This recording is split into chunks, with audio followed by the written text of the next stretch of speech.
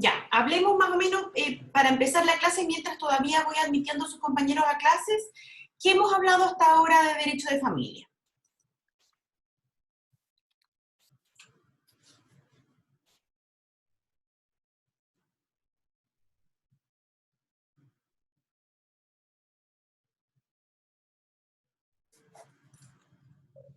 Hola, profe, buenas tardes. ¿Qué hemos hablado de derecho de familia hasta esta parte? ¿Qué es lo que sabemos de derecho de familia?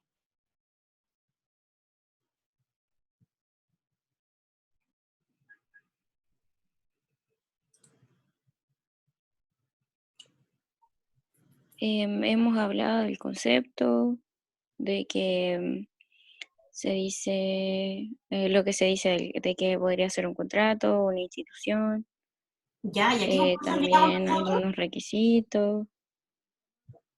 ¿Y a qué conclusión llegamos nosotros con respecto a la institución? Eh, ¿O qué entendíamos que era el matrimonio en particular? ¿Su naturaleza jurídica? Si no mal recuerdo, una institución, porque cumplía con más requisitos de una institución que de un contrato. Un acto de Estado, profe. Es un acto de Estado, eso es lo que digo yo en particular, pero se puede decir también para algunos que es matrimonio institución, y en cuanto a la definición del artículo 102, uno puede entender que el matrimonio es un contrato, pues lo define como contrato, ¿verdad? ¿Algo más que hayamos hablado hasta ahora de este derecho de familia? ¿Qué es lo que hemos revisado? Para ir ya recordando y quedando con algunas ideas. Revisamos lo que era la familia, los tipos de familia, matrimonio, los impedimentos. ¿Qué tipos de familias conocíamos o mencionamos? Estaba la nuclear, la homoparental, La extendida, la tradicional. La La tradicional, ensamblada. la La ensamblada. parental. ¿Cómo es la ensamblada? O reconstituida. ¿Cómo es la ensamblada o reconstituida? Cuando se establece una nueva unión conyugal. Ya, ¿y qué es lo que, por qué se ya habla de ensamblada o reconstituida? Porque Porque se nace una unían nueva unión. Claro, con los hijos de por medio. cuando hay hijos de por medio. Entonces nosotros generamos una familia nueva con hijos de por medio, hijos en común, que es lo que conversábamos dentro de esa clase.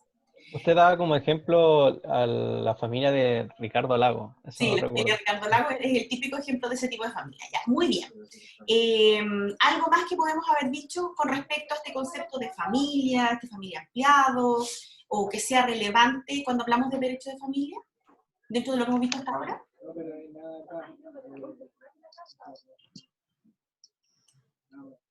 Mientras yo admito a sus compañeros, por eso que Antes se diferenciaba entre los hijos del matrimonio y fuera del matrimonio y ahora ya no. Ya, ¿y se acuerda más o menos desde cuándo nosotros ya no hacemos esa distinción? Sino que todos son hijos.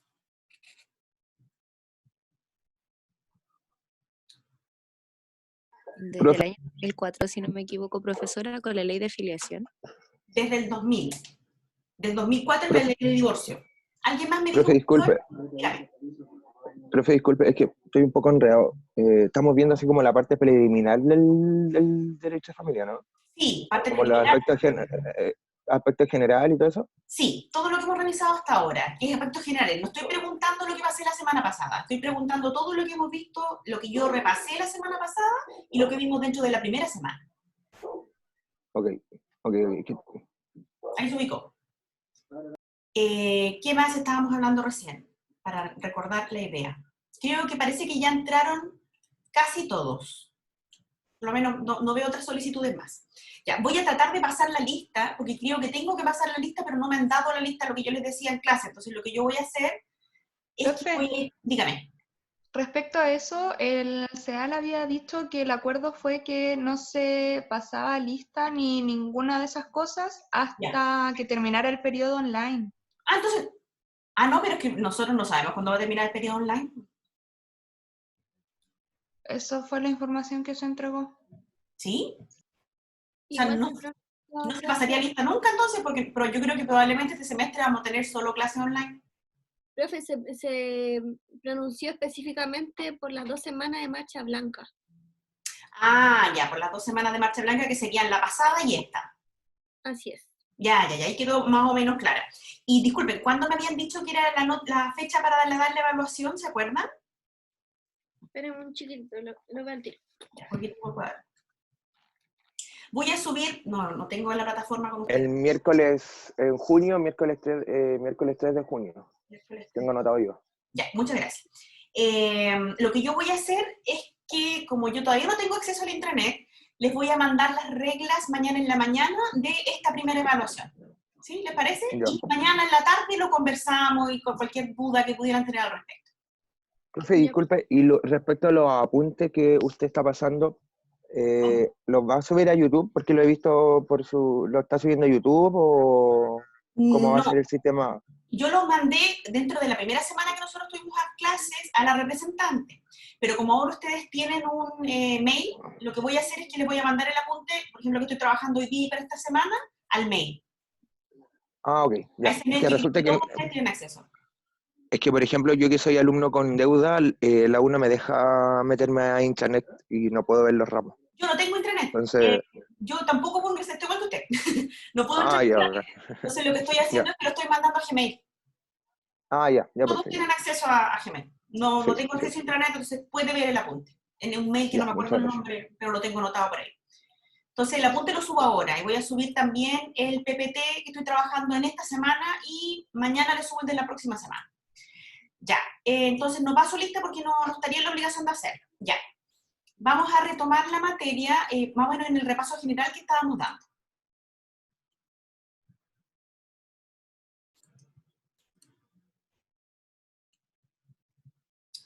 ¿Lo ven? Sí, profe. Ya.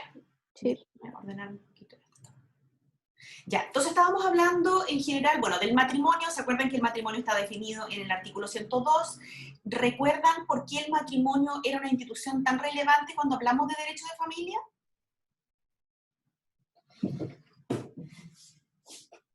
Porque es un acto jurídico. Porque, ¿por qué sería que el matrimonio nosotros en familia le damos tanta importancia o se le dio tanta importancia en un principio de lo que fue el derecho de familia? Porque es la principal fuente de filiación. En un principio, ¿no? O por lo menos esto cuando hablamos de esta especie de unidad nuclear y en este sentido conservador que tiene derecho a familia, el matrimonio se considera como la unidad que genera descendencia y, bueno, y continuidad histórica, y etc. Por eso hablamos del matrimonio y es tan relevante. Y por las relaciones jurídicas que devienen de esta relación matrimonial. Si bien nosotros tenemos ahora un concepto más moderno de lo que es la familia y lo que hemos revisado en clases anteriores. Dentro de esta idea del matrimonio, que yo les indicaba que se encontraba definido en el artículo 102 del Código Civil, ¿alguien me puede leer? ¿Tienen el Código Civil ahí? Sí, yo lo tengo. ¿Sí? ¿Me puede leer el artículo 102? Sí, profe, dice, artículo 102, el matrimonio es un contrato solemne por el cual un hombre y una mujer se unen actual e indisolublemente y por toda la vida con el fin de vivir juntos, de procrear y de auxiliarse mutuamente. Y de auxiliarse mutuamente. ¿Se acuerdan qué críticas nosotros le hacíamos a esta definición de matrimonio en la clase anterior? Sí, primero criticábamos que aparecía aquí que es un contrato el cual las partes son un hombre y una mujer. Entonces, ¿Ya? criticábamos esa parte porque hacía un acto de discriminación hacia los homosexuales. Hacia las parejas. Heteronormado. ¿Ya? Un concepto heteronormado. Es un concepto heteronormado, muy bien. Luego también criticábamos la parte donde decía que era actual e indisolublemente, porque también existe la ley de divorcio, que fue en el año 2004, si no me equivoco. 2004, el divorcio vinculante. Claro. Ya, muy bien. Y aparte, dentro de esta definición, vamos a ver lo que yo voy a repasar ahora, durante esta clase por lo menos, que son los derechos y deberes del matrimonio que se encuentran como parte de esta definición del artículo 102. Una primera cosa que nosotros podemos conversar cuando hablamos de esta definición del matrimonio es la relación matrimonial y sus consecuencias. Dentro de estas consecuencias nosotros encontramos efectos de carácter personales, que son las relaciones que se dan interpersonales entre los cónyuges, y efectos patrimoniales, donde cabe indicar que el legislador establece la necesidad de existencia de un régimen patrimonial que permita el consorcio de vida establecido por los cónyuges, los que son parte de este matrimonio, y a la familia que se funda sobre este matrimonio. Dentro de estos efectos patrimoniales, ¿qué tipos de regímenes patrimoniales nosotros conocemos en Chile para el matrimonio? A ver si ustedes los conocen antes que yo se los diga. Sociedad conyugal. Sociedad conyugal. Participación en los gananciales. El régimen de participación en los gananciales y Separación de bienes. la separación de bienes. Esos son nuestros 3 regímenes patrimoniales. Si nosotros concurrimos al acto del matrimonio y nosotros no indicamos un régimen patrimonial para el cual regirnos, la ley entiende, y el oficial así lo entiende, que estamos cogiendo el de la sociedad conyugal. Con todos los problemas que tiene, y que lo vamos a revisar, esta sociedad conyugal, que yo bajo ningún punto les recomiendo. ¿Qué más nosotros sabemos sobre esta idea de derechos, deberes y obligaciones de los cónyuges? Y lo mencionamos en clases anteriores, pero lo vuelvo a reiterar ahora por si alguien no lo había visto o no estaba durante esas clases. Nosotros mencionábamos que hasta 1989, por la ley 18.802, la capacidad de la mujer que estaba casada en sociedad conyugal se entendía como una capacidad de carácter limitado. ¿Se recuerdan de esta conversación?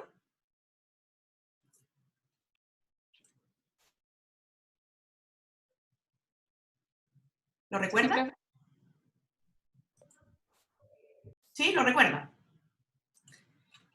Yo les mencionaba esto por la gravedad que tenía hasta 1989, donde se establecía la sociedad conyugal, era la mujer casada en sociedad conyugal considerada como relativamente incapaz, por solo hecho de estar casada en sociedad conyugal. ¿Por qué? Porque la ley entendía de que esta mujer, como era una incapaz relativa, requería un representante legal, y este representante legal era su marido.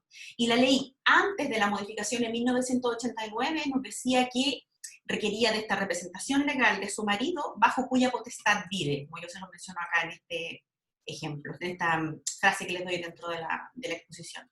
Se los menciono para que nosotros tengamos claro que hasta 1989 nosotros teníamos un sistema sumamente patriarcal y sumamente atrasado en comparación a otras legislaciones en el mundo. 1989 no es tan lejano a nuestro tiempo.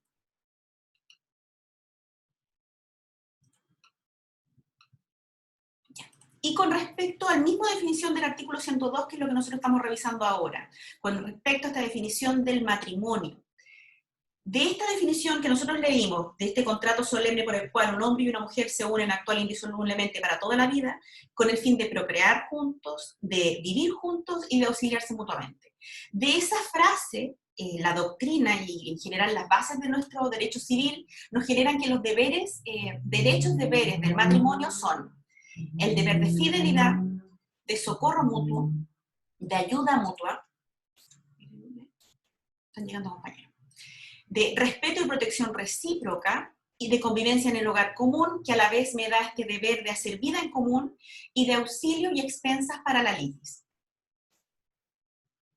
Otra cosa que también les debo mencionar con respecto a los efectos patrimoniales del matrimonio son las consecuencias de estos efectos que derivan tanto para las personas como para los bienes de los cónyuges. ¿Qué es lo que ocurre cuando nosotros contraemos matrimonio? Se crea entre los cónyuges un conjunto de derechos y obligaciones, que es lo que estamos viendo ahora, cuyo objeto no es una prestación de índole pecuniaria, dineraria o de dinero, sino la observancia de ciertas normas de conducta necesarias para la realización de fines prácticos de este matrimonio. Y se encuentran establecidos en los artículos 131, 132, 133 y 134 del Código Civil.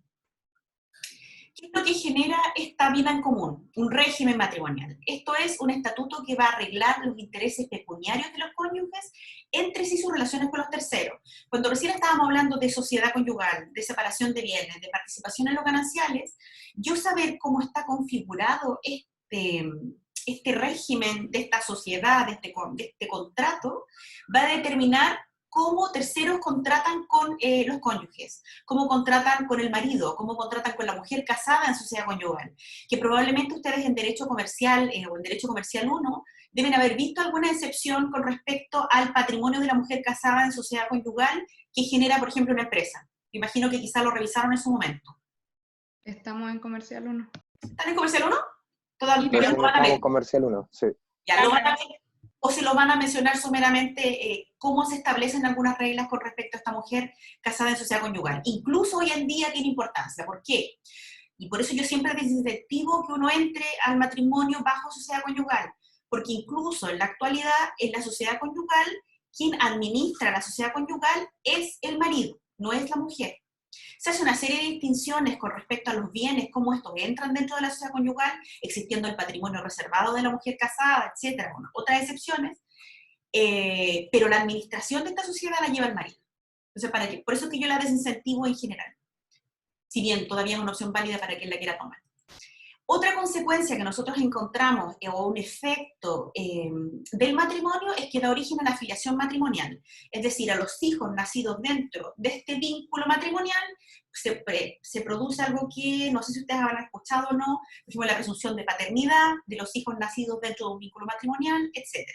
Más allá de eso, de esa importancia mínima que nosotros podamos dar a la filiación matrimonial, no tiene importancia como lo tenía antes del año 2000, el distinguir entre hijos casados bajo matrimonio o fuera de matrimonio, que es lo que conversábamos de la modificación de la ley 19585. Recuerden que es otro de los grandes hitos de modificación legislativa del derecho de familia, junto con el divorcio vinculante del año 2004. Y ahora sí de lleno vamos a hablar de estos deberes o derechos y deberes del matrimonio. Un primer derecho-deber del matrimonio es el deber de fidelidad. Esto se encuentra contemplado en el artículo 131 del Código Civil. ¿Me pueden alguien leer el artículo 131?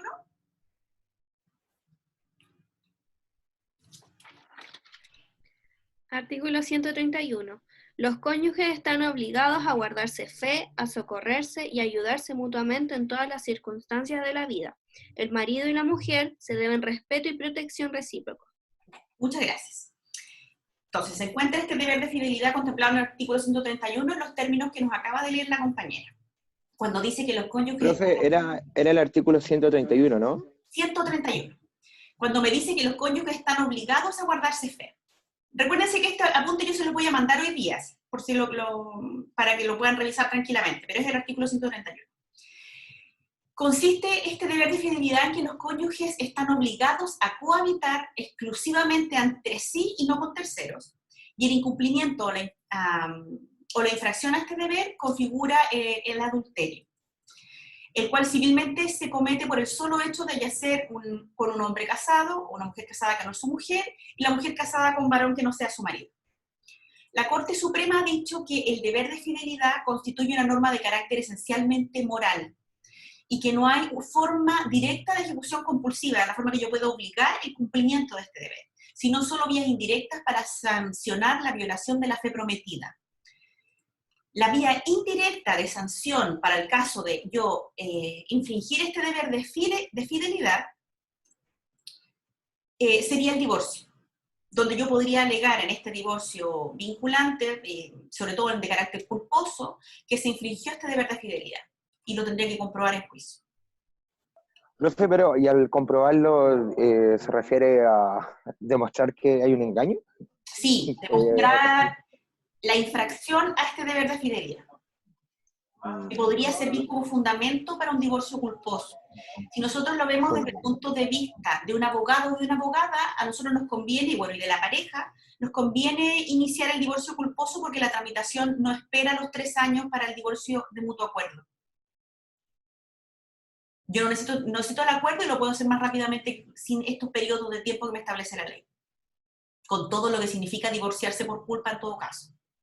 Tendría que comprobarlo, tendría que buscar la vía a través de algún método de prueba para acreditarle al tribunal que se infringió el deber de fidelidad.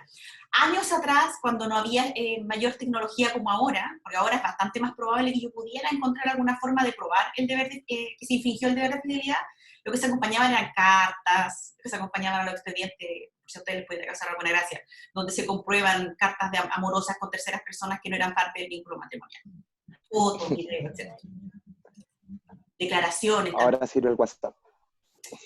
Sí, podía servir el WhatsApp, pero siempre entendiendo que el problema que tiene el WhatsApp o las fotos que nosotros podemos tomar a las conversaciones es que yo no tengo el derecho a divulgar el contenido de esa conversación, salvo que yo haya expresado que yo esas imágenes las voy a mostrar dentro de esta conversación. Igual cuando yo grabo a un tercero sin indicarle que lo estoy grabando. O sea, adolece esa prueba de ese defecto. pero entendiendo cómo fallan los tribunales de familia o cómo pueden conocer de la prueba, podrían llegar a considerarlo, sobre todo para determinar si se infringe o no este deber de fidelidad. Ahora, nosotros nos podríamos preguntar por qué existe este deber de fidelidad. Como bien se les dije hace un rato, la misma Corte Suprema ha llegado al acuerdo de considerar que este deber de fidelidad en sí mismo es un deber netamente moral.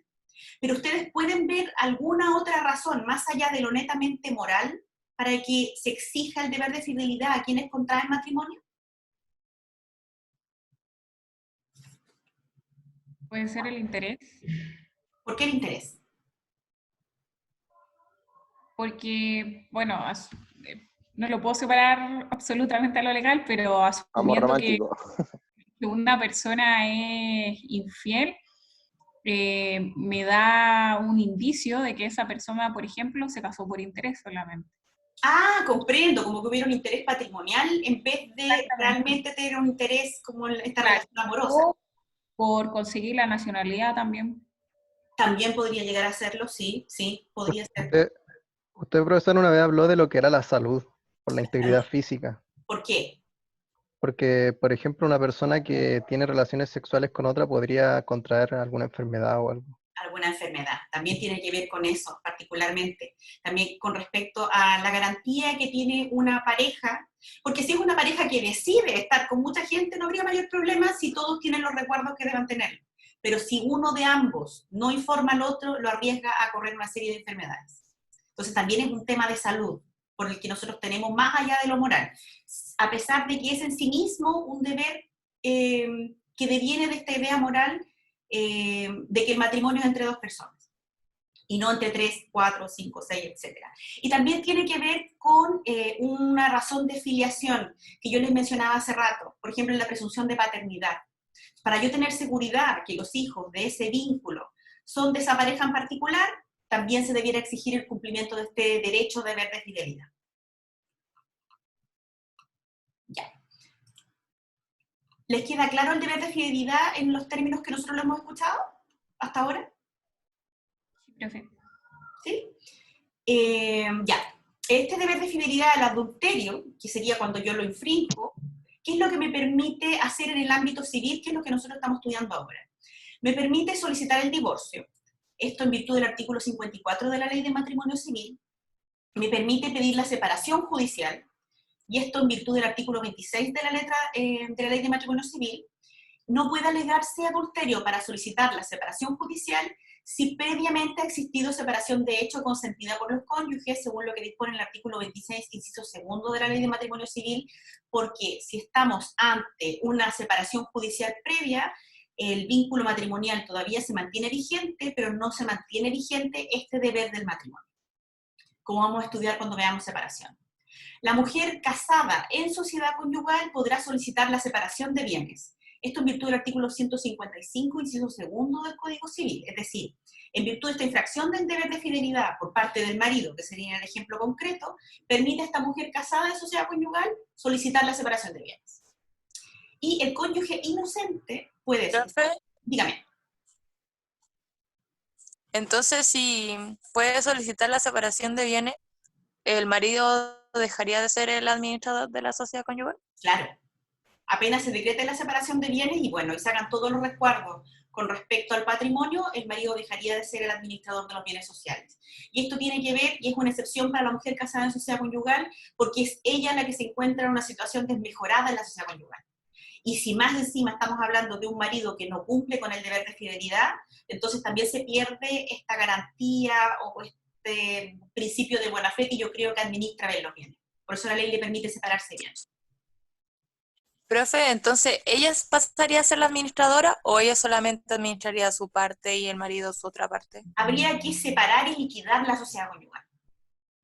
En virtud de ella lo primero que tendría que hacer es pedir la separación de bienes, en virtud del artículo 155, inciso segundo. Después de eso hay que liquidar la sociedad conyugal, porque no basta con que se decrete la separación de bienes. Y una vez que se liquida, yo empiezo a distinguir cuáles son los bienes que eran del marido, cuáles bienes son de la mujer, cuáles bienes eran comunes y los divido. Una vez que se produce esa división, opera la separación de bienes. Gracias. Ya, y les decía, el cónyuge inocente. Espérenme que viene llegando otro compañero. El cónyuge inocente, es decir, aquel que no ha infringido este deber de fidelidad, puede revocar las donaciones por causa de matrimonio hechas al culpable de divorcio o separación judicial en los términos del artículo 172. Si le hubiese entregado alguna donación por causa de matrimonio, las puede disolver o terminar.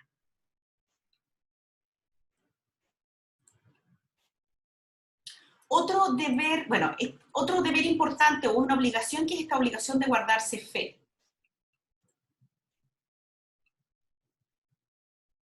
Y que se relaciona con este deber de fidelidad.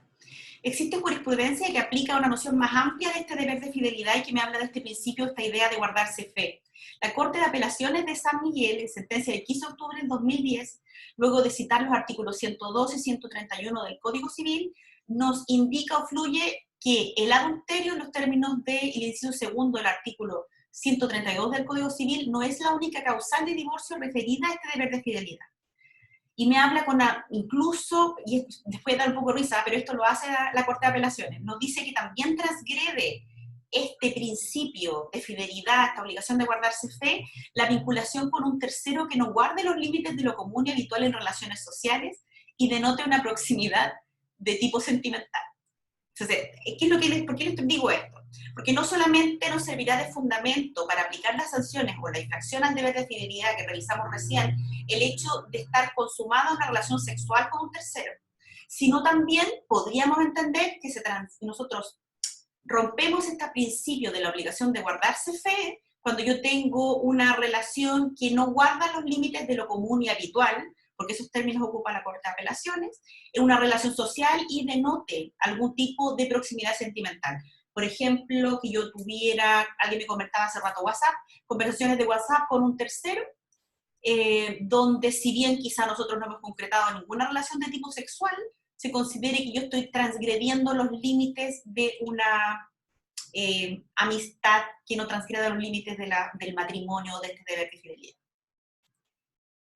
Esta regla que nos indica la Corte de Apelaciones, de todas maneras, no es una regla general y nosotros encontramos fallos que indican que solo operarían este tipo de sanciones que nosotros mencionamos antes en el caso que el engaño o la ruptura del deber de fidelidad sea por haber ejecutado o haber tenido relaciones sexuales con un tercero fuera del vínculo matrimonial.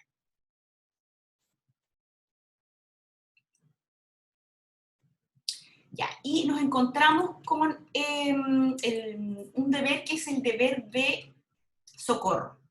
Esto se encuentra regulado en el artículo 131, que leyó recién la compañera, en el artículo 321 del Código Civil. Se traduce este deber de socorro en la obligación de proporcionarse auxilios económicos necesarios para vivir tanto los cónyuges como la familia común. Está establecido en los artículos 131, 134 y 321, número 1 del Código Civil.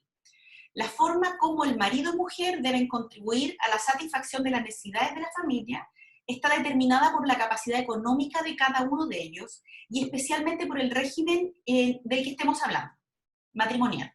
Si fuera necesario, será el juez quien va a regular la contribución de cada uno de ellos para estos efectos.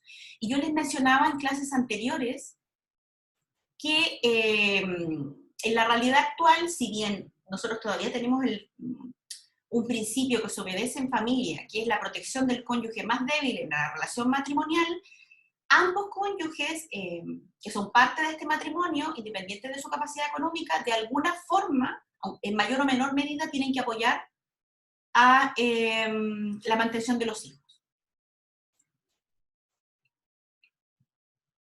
En el caso de la sociedad conyugal, y en esto la sociedad conyugal es más dura con el marido como administrador de la sociedad debe atender a los gastos de mantenimiento de su mujer y de la familia común, para que vean por qué la sociedad conyugal no es la mejor de las ideas cuando nosotros contraemos matrimonio. Y esto en virtud de lo establecido en el artículo 1740 del Código Civil. Yo les menciono esto de la sociedad conyugal porque incluso uno se puede casar y en ese acto establecer quién se casa por sociedad conyugal o no decir nada y quedar bajo el régimen de sociedad conyugal, pero si luego decide mutar de sociedad conyugal a separación de bienes o participación en los gananciales, la ley no me permite volver al régimen de sociedad conyugal. Que vean lo imperfecto que es, incluso la ley no le permite volver a él. Si los cónyuges están separados de bienes o casados en régimen de participación en los gananciales, cada cónyuge debe atender a sus gastos. Es decir, en los otros tipos de regímenes patrimoniales del matrimonio, cada cónyuge atiende a sus gastos en virtud de lo que gana, sin generarse una comunidad de bienes como sí ocurre en la sociedad conyugal. Sin perjuicio que si uno carece de bienes, debe atender a sus gastos, sin perjuicio de que si uno debe ser auxiliado por el otro. Es decir, aunque yo esté en separación de bienes, aunque yo esté en el régimen de participación de los gananciales y sea yo quien sea responsable de mi mantención, en virtud de este régimen del matrimonio y lo dispuesto en el artículo 160 del Código Civil, igual se debe este deber de socorro y de asistencia económica entre los cónyuges, mediante o en el tiempo que nos encontremos en esta situación de excepción. Sobre todo pensemos en la situación que estamos viviendo ahora en Chile, que mucha gente se está quedando sin trabajo, en virtud de todo lo que, crisis económica en la que estamos viviendo, bueno, y el abuso de muchos también. Puede que muchos matrimonios que se encuentran casados en separación de bienes o que se encuentran casados en participación de los gananciales, estén quedando uno de ambos o ambos sin trabajo. Y ahí empieza a correr este principio del deber de socorro, aunque no nos encontremos en sociedad conyugal. En conformidad al artículo 174, el cónyuge que no haya dado causa al divorcio tiene derecho a que el otro cónyuge lo provea según las reglas generales. Algunos autores y las sentencias de los tribunales han sentado la doctrina que son cosas distintas el deber de socorro del artículo 131 y 134 del Código Civil de lo que se dice el derecho de alimentos del artículo 321. El legislador no reglamenta este deber de socorro ni la forma de prestarlo, limitándose a establecer situaciones en que se debe. Y cuándo su incumplimiento nos daría este derecho a pedir alimentos.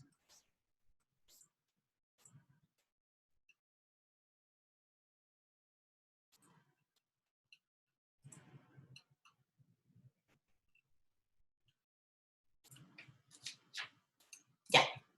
No Es lo que entendí, nosotros debemos profesora. distinguir. Disculpe. Dígame.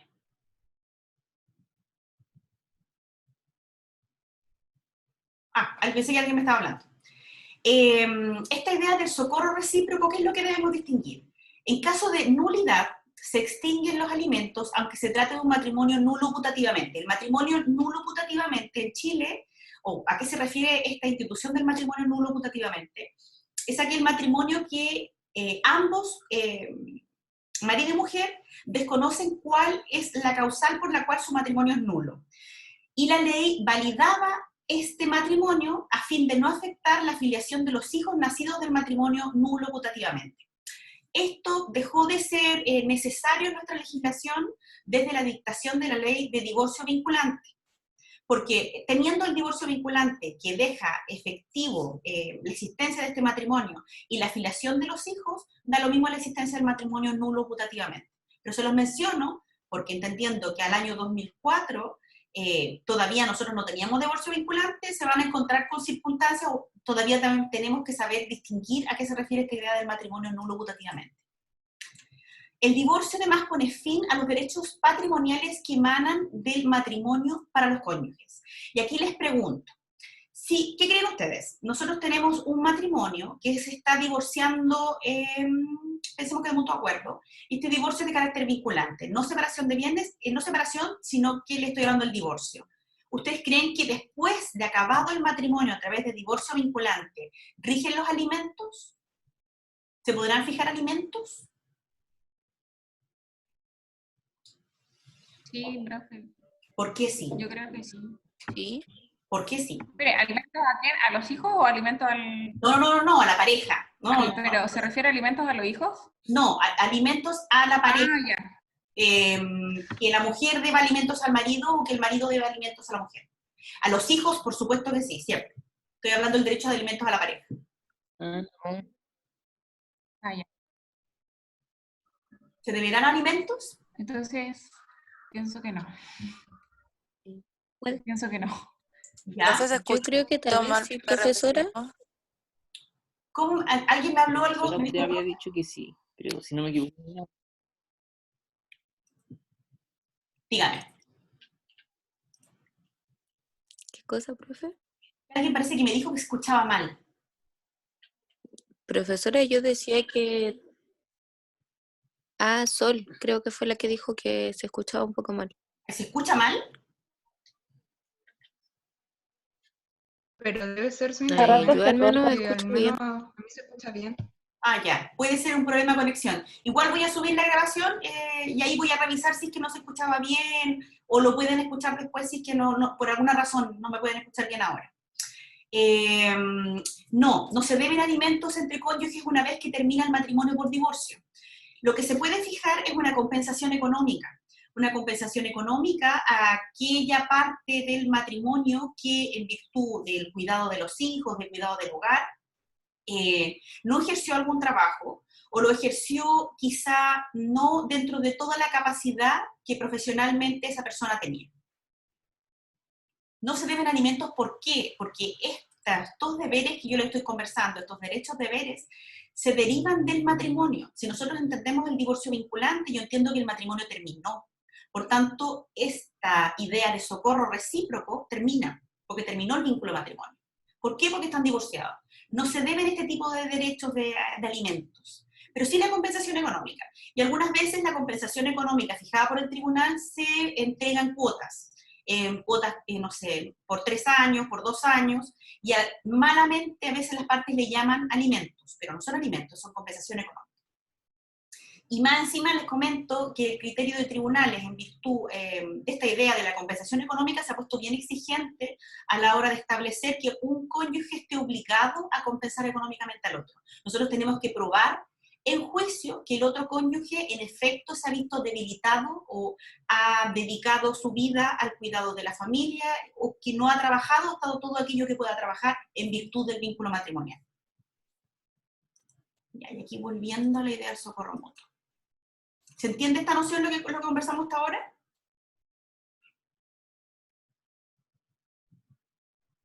Sí, profe. Ya. Sí, profe. Ya, en caso de que no se cumpla este deber de socorro recíproco, estando vigente el matrimonio, podrá presentarse demanda de alimentos, sin perjuicio que pueda solicitarse la separación o el divorcio. Esto sobre todo tenía vigencia cuando nosotros no teníamos divorcio vinculante y las parejas lo que hacían era separarse judicialmente. Como se separaban judicialmente y la separación hasta el día de hoy mantiene vigente el vínculo matrimonial, pero no el deber de vivir juntos, si uno de ambos de este matrimonio se encuentra en una situación desmejorada, podía pedir alimentos. Hoy en día puede hacerlo, pero solo en el caso que esté vigente el matrimonio. Y siempre podría ser esta causal de no cumplir el socorro recíproco a una causal de divorcio o de separación. Además, como ya lo mencionamos antes, la mujer casada en sociedad conyugal, en virtud de no cumplir con este deber del socorro recíproco, puede pedir la separación de bienes. Y aquí pasamos a otro deber que... ¿Consulta? Dígame. Dígame. ¿Aló? Sí, ahora lo escucho. Ya. Ya. Consulta. ¿Qué pasa si las personas se separan de hecho, pero los cónyuges casados anterior a la ley actual se separan solo de hecho, pero no se divorcian? ¿Ya? Y la mujer pide una compensación, o sea, no compensación, perdón, sino que pide alimentos, pide los alimentos, ¿ya? Y pese a estar separados de hecho, ella no quiere el divorcio, no quiere dar el divorcio. ¿Ya? ¿Qué pasa ahí? ¿Uno puede pedir el cese de esos alimentos? ¿Puede pedir el divorcio? ¿O tiene que estar sí o sí divorciado? Ante la solicitud que pide... No, pero la persona no quiere dar el divorcio. No, porque ahora nosotros, en Chile, nadie nos puede mantener obligados a mantenernos casados. El divorcio puede ser de mutuo acuerdo o puede ser unilateral. Ah, ya, tendría que ser unilateral. Puede pedir la solicitud de divorcio unilateral. Pero y para notificarlo, es que ese es el problema a veces. ¿Por qué para notificarlo? ¿No importa eso? Si es que no se... Usted no porque se supone que hay que hacer la demanda de divorcio unilateral. Sí. ¿Usted hace la demanda de divorcio unilateral? Le escucho súper pixeleado ya, pero... Usted hace la solicitud o la demanda de divorcio unilateral. ¿Lo escucha? ¿Sí? Claro. Ya, la Sí, A. ahí le escucho. Tiene que tener el domicilio de la persona que está demandando. Exactamente. Para poder notificar. Dentro de eso, Exactamente. Pero esa persona no se deja notificar. no se deja notificar. Pero tiene que haber alguna forma de notificarla. Si quiere lo conversamos más a fondo cuando tenga mejor conexión o a través de mail. Pero sí debemos buscar, no sé, probablemente va a una iglesia determinada, notificarla en un lugar público. Ahí tiene que buscar las distintas formas de notificación, va a depender de la agudeza del receptor para poder notificar o tratar de notificarla. Profesora, Ya, profe. Dígame, no sé quién me habló. Ya, profe, gracias. profesora, disculpe colocándome ahora Kaira. Sí. Poniéndonos en el mismo ejemplo que dio mi compañera respecto del tema de la notificación, supongamos que ambas personas viven en, no sé, regiones distintas y una de ellas no tiene contacto con la otra hace mucho tiempo. ¿Cómo se podría notificar en ese sentido si, por ejemplo, él no sabe cuál es el domicilio, pero tiene las ganas de hacer esta demanda para poder separarse? Y no tienen ningún vínculo actual, no conversan nada, no tienen hijos en común, ninguna cosa. Claro, supongamos que, no sé, se separaron hace 15 años atrás y la persona se entera hace poco de esta ley de divorcio y quiere divorciarse, pero no tiene ningún tipo de vínculo o comunicación con esa persona. ¿Cómo se podría hacer en ese caso para poder hacer la notificación cuando no se sabe el domicilio de la persona a quien se quiere demandar? Uno oficia a diferentes servicios a fin de buscar algún lugar donde esta persona haya declarado algún domicilio, al registro civil, al servicio de aduana, eso cuando uno no sabe dónde notificar.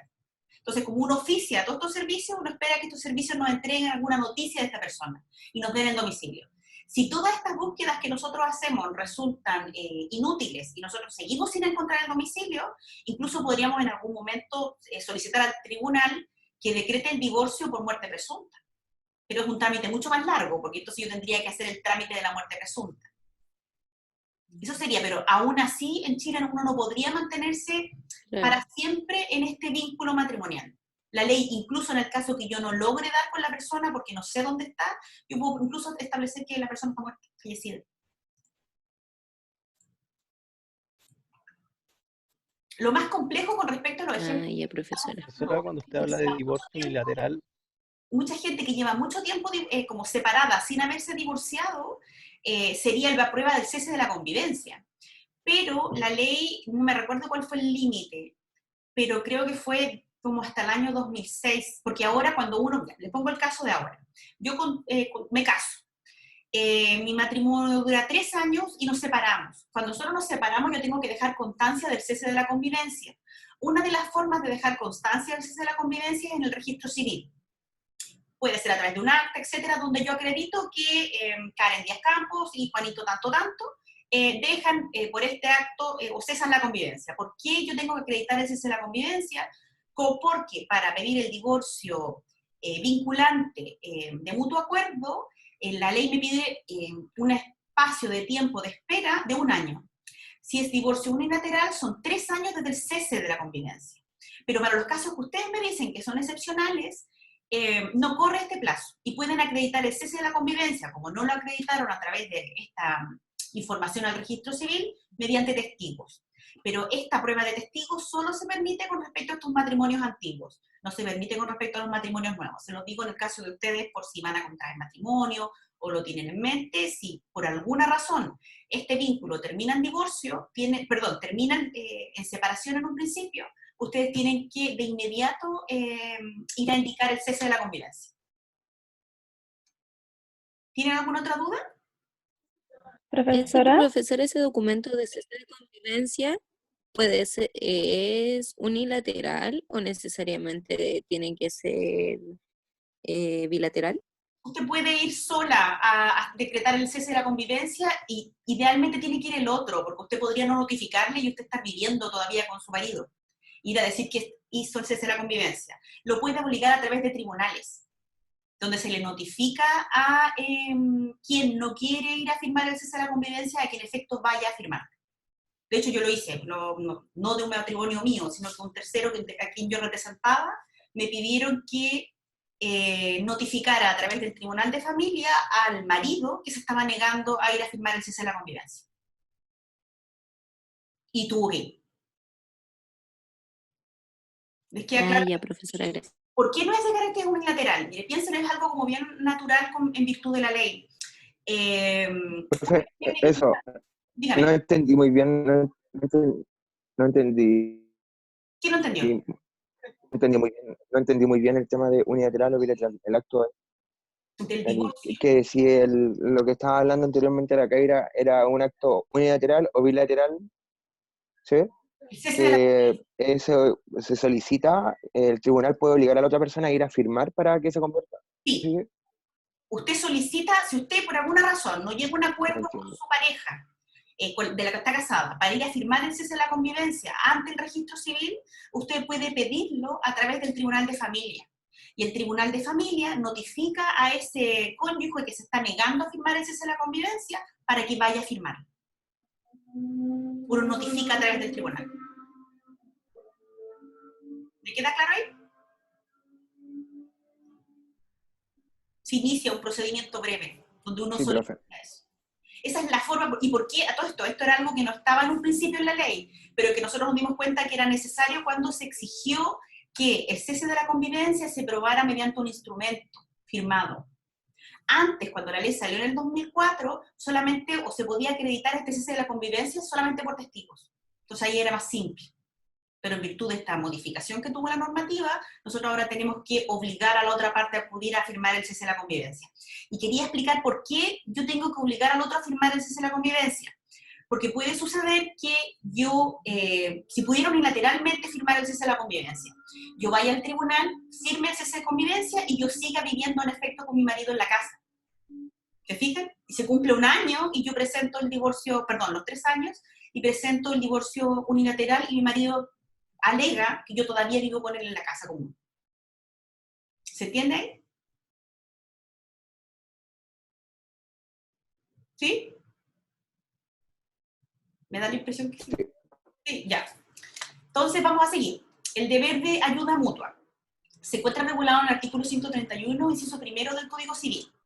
Señala que los cónyuges están obligados a ayudarse mutuamente en todas las circunstancias de la vida y la asistencia o ayuda consiste en cuidados personales, en consolaciones, que uno de los cónyuges deba al otro en enfermedades y en adversidades de la vida.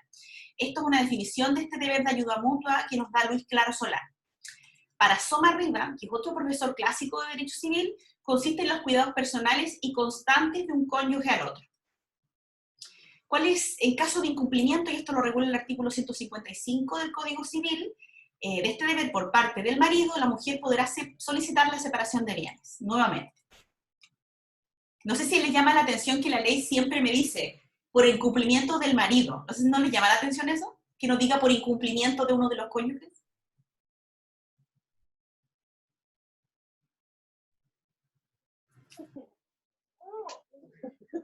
La verdad que no. La figura... Sabiendo que ¿Cómo? La figura mucha del hombre. relevancia en el... Que la Porque figura del todos hombre los hombres normalmente mienten, está profe. puesta sobre la mujer. Porque todos los hombres mienten, me dicen.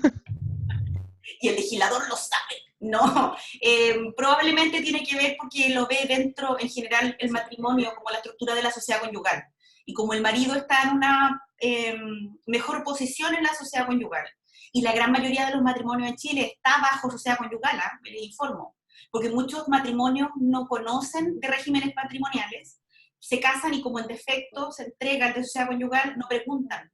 Esto lo modifican quizá después. Muy pocos están bajo separaciones y muy pocos están bajo participación de los gananciales. También se debe a que, como yo les decía hace un rato, la comunidad de patrimonio se da solo en la sociedad conyugal. Y como uno cuando se casa lo hace, por supuesto, creyendo que es para toda la vida y con una idea de que todo sea de todos, prefieren la sociedad conyugal porque me genera este matrimonio mancomunado. Y en la sociedad conyugal en particular, el marido tiene una mejor situación en la relación patrimonial y matrimonial. Quizá por eso, esto es lo que yo imagino. También puede ser porque la normativa en general de familia es ¿Una posición de privilegio? de privilegio en el matrimonio y la sociedad conyugal, porque es el administrador de la sociedad conyugal. Y quien toma decisiones por la sociedad conyugal y por el patrimonio. Por eso tiene una posición de privilegio. Y de castigo si lo vemos en estas sanciones que hemos conversado hasta ahora. Ya, sigo hablando. Para casar a pasar todos los deberes hoy día. Déjeme ver qué hora es. Sí, estamos bien. ¿Alguien me habló? ¿No?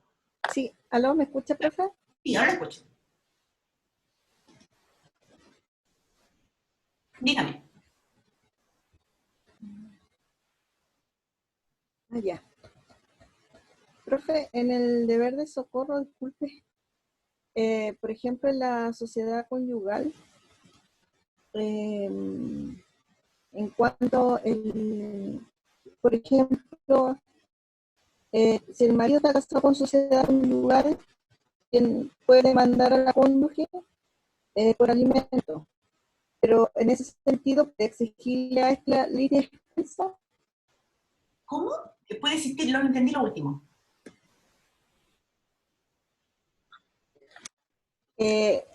Por ejemplo, ya, el marido está casado con sociedad conyugal y quiere demandar a la mujer por alimentos. ¿A la mujer por alimentos? ¿Este le puede exigir la litis expensa? Ah, exigirle de que cubra en los costos. Me parece que no, ¿no es cierto? Sí. ¿Podría? Sí. Si logra comprobar que la mujer tiene una mejor situación económica, podría.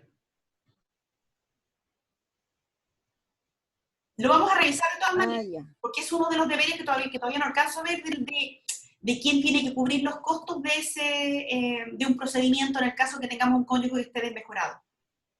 Pero para que avancemos un poquito. Ya, el respeto y protección mutua que le decía, artículo 131, esto me habla de la solidaridad conyugal. Para un profesor que es apellido Troncoso, que es uno de los que yo cito dentro de la materia, el deber de respeto consiste en que los cónyuges en sus relaciones tanto públicas como privadas deben guardar la consideración y el trato que corresponde a esta armoniosa convivencia. En caso de incumplimiento por el marido, la mujer podrá solicitar nuevamente la separación de bienes. Además podrá solicitarse la separación judicial si se torna insoportable o intolerable la vida en común, y también procede el divorcio sanción o divorcio culposo que yo les mencionaba hace un rato. En el caso que yo no cumpla con esta idea de respeto y protección mutuos, del artículo 131 del Código Civil. El artículo 133 del Código Civil, ¿alguien me lo puede leer?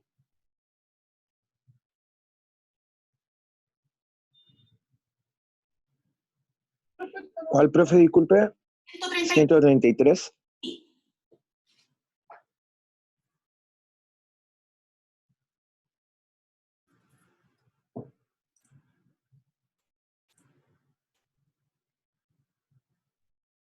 Ya. ¿Lo encontró?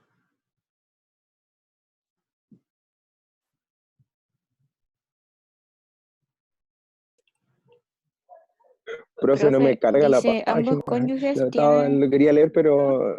Y el deber de vivir en el hogar. Parece que Yulisa se lo puede leer. Común. No sé quién me lo está leyendo. Sí, profe. Léalo nomás. Yulisa. Ya. Dice, ambos cónyuges tienen el derecho y el deber de vivir en el hogar común, salvo que alguno de ellos le asista a razones graves para no hacerlo. Ya. Entonces estamos hablando de esta idea de la convivencia en el hogar común, y recuerden que esta idea era bastante relevante antes de la ley de divorcio vinculante, porque uno de los argumentos que existían para anular los vínculos matrimoniales, que por supuesto era una farsa, era decir que los cónyuges no habían cumplido con este deber de la convivencia en el hogar común, y después anulaban el vínculo matrimonial. ¿Se recuerdan que yo les mencionaba antes del año 2004, cuando no existía el divorcio vinculante, cómo lo hacían los matrimonios para disolver el vínculo cuando no existía la intención de seguir viviendo juntos.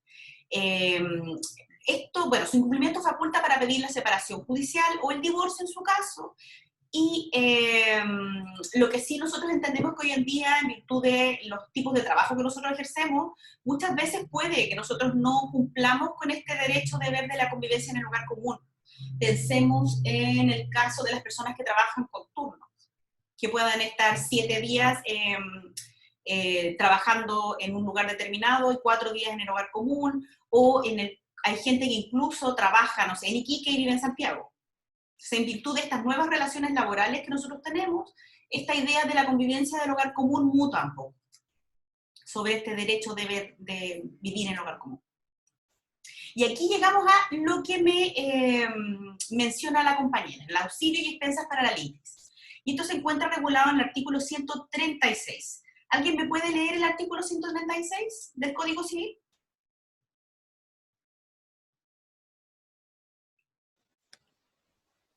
Yo, profe, ¿me escucha? Sí, lo escucho.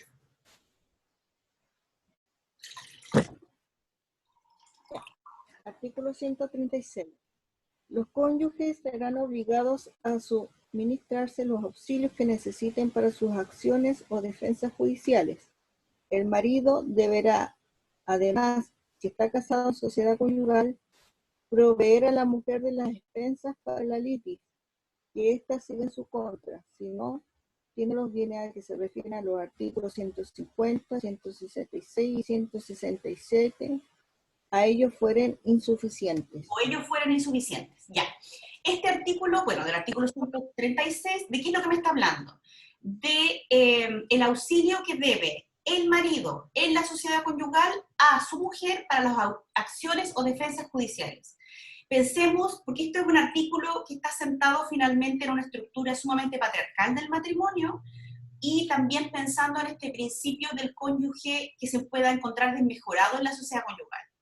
Presume que el marido, como administrador de la sociedad conyugal, se encuentra en una mejor situación para poder pagar las acciones o defensas judiciales de esta cónyuge. Sin embargo, solamente sería la litis que la mujer sigue en contra del marido.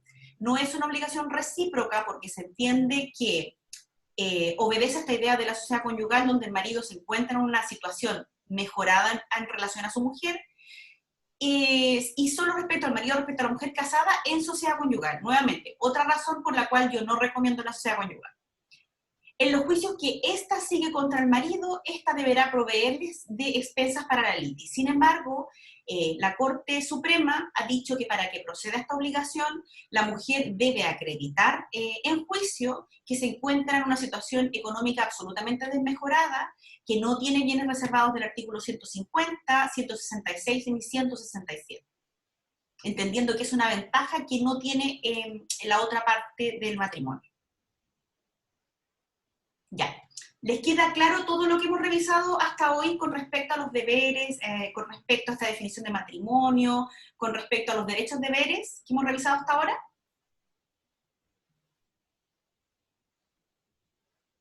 ¿O tienen Sí, alguna profesora. Sí, profe. ¿Sí? Ya. Entonces, yo voy a dejar la clase acá, y para mañana... Profe, hay que hacer un trabajo. ¿Cómo dice? No entiendo. Repítame. Si hay que hacer un trabajo. No. Para mañana no.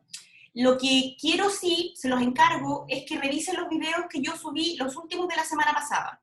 Porque mañana yo les voy a hablar de esa materia, para que ya lleguemos como más para que podamos conversar un poquito más. ¿De qué les voy a hablar mañana? Les voy a hablar de estos requisitos de existencia y validez del matrimonio. Para que los revisen, no sé quién se está viendo ahí. Ya. ¿Sí? ¿Me escucharon lo que dije? Profesora, ¿a dónde subió los videos? Profe, yo tengo una duda respecto... Los videos están subidos a YouTube y les mandé los videos. Sí, ver el video de la semana pasada. Sí. ¿Tenía otra consulta? Sí, profe, respecto a los apuntes, ¿va solamente a enviar PTT o va a haber apuntes de las cuales vamos a poder complementar? Yo los mandé, de hecho, los apuntes, pero ahora les voy a mandar de nuevo los apuntes. Se los voy a mandar a ese mail que les dije. No les voy a mandar ok. solo PPT, les voy a mandar el PPT y les voy a mandar el apunte. Entonces ahí tienen la materia para poder... Ya, profe, muchas gracias. ¿Ya? ¿Alguna otra duda? Exacto. Gracias. Profe, ¿dónde están mandando los apuntes? Al correo de generación, que no me acuerdo cuál es, uno que tengo por Sí, ahí. el correo. Ahí lo... 2017.derecho.uta, creo que. Pero, Pero ahí lo comparto. sí. Está en Sí. el WhatsApp ¿Del grupo? ¿Te han mandado todo a través de WhatsApp? De todas Sí, maneras. en el WhatsApp del curso está el correo y la contraseña. Sí, la Caro igual clase a clase manda todos los videos, los links del video. De todas maneras, ahora les voy a mandar el apunte y les voy a mandar, no de inmediato el link del video porque demora un poquito, pero una vez terminado el que se cargue el video, porque no sé si ustedes han grabado alguna cosa alguna vez en Zoom, demora un poquito en grabar. Terminado, yo les mando el link. Ya, ¿ahí tienen alguna otra duda? ¿No? Ya, entonces nos vemos mañana, que tengan un buen fin No. de semana. No, profe. Nos vemos mañana, les encargo que revisen los videos. Igual, profe. Chao, que estén bien. Abajo el patriarcado. Gracias, profe, gracias. Chao. Ahí